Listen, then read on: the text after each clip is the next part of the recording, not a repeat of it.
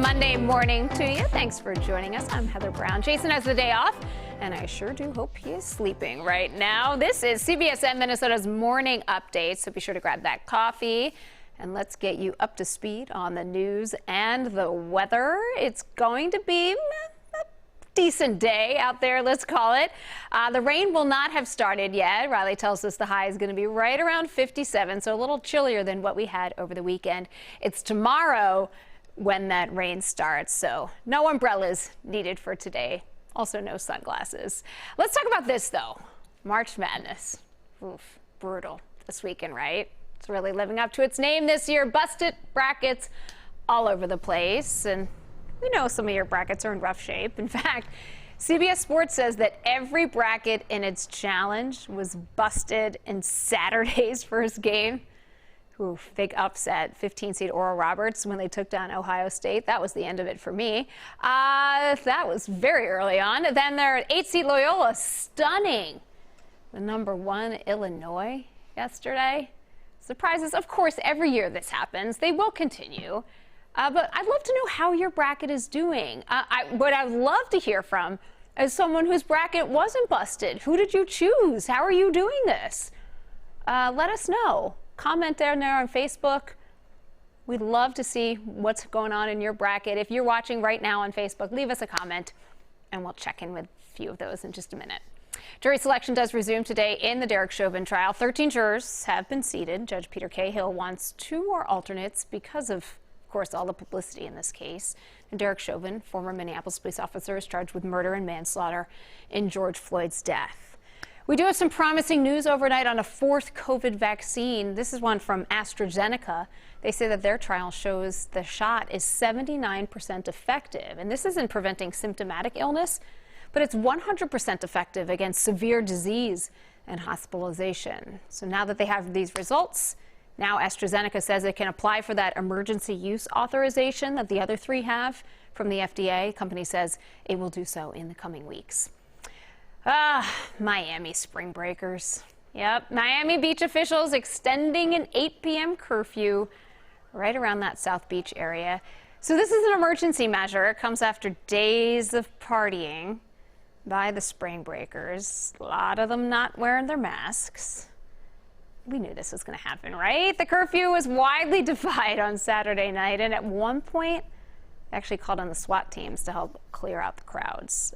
We know a lot of people are still traveling right now. The TSA says that airports have been busier over the last 10 days than they have been in more than a year. In fact, for the 10th straight day, TSA reports more than 1 million people were screened at U.S. airports. It was even a one-day record set on Friday. It's more than 1,400,000 passengers coming through.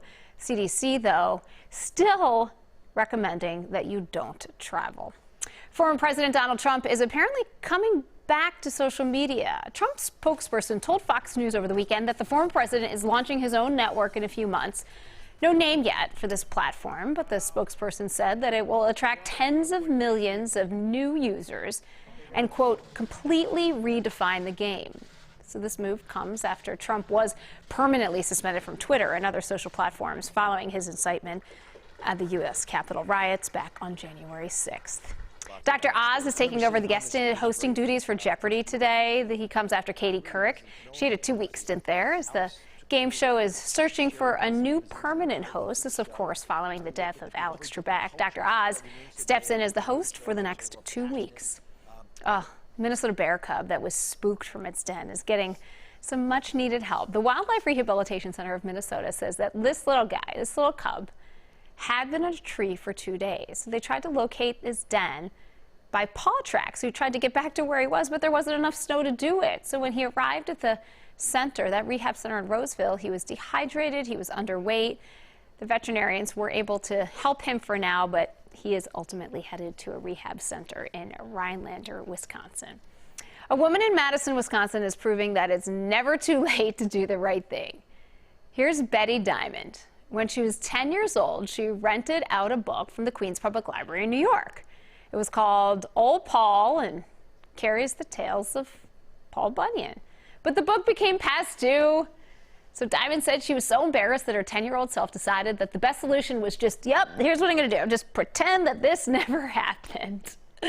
63 years later, though, she did finally return it. She even put it in a check for $500, even though the late fees are capped at $15.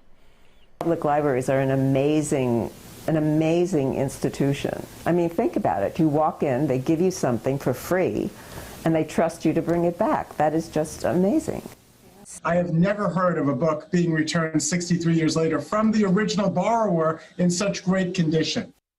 It's a good reminder to get my books back there. Diamond loves a good book. In fact, she's a PhD in English. That's probably why she returned the book after 63 years. She was a professor for nearly a quarter of a century. All right, let's head back to today's talker. We would love to see how your March Madness bracket is doing. A couple of you sent in some ideas. Here's Nikisha.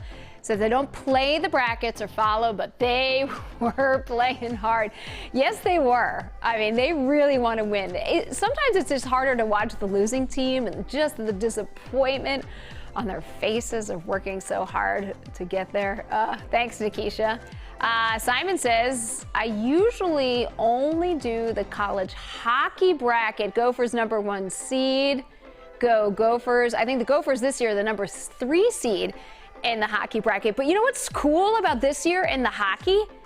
5 Minnesota teams, all 5 D1 Minnesota teams are in the tournament, which is amazing that this has never happened before. But, you know, go Minnesota, go Gophers. Yep. Jeff is correct. Ohio State. That's the one that got me. There we go. Sorry, everybody. There's always next year. And there's always those of you if you had Gonzaga, you're still in good shape. All right, this is our morning update from CBSN Minnesota, your only local streaming news source. You can find us on any of your devices by downloading the CBS News app or go to WCCO.com on any of your devices. Until then, have a great day.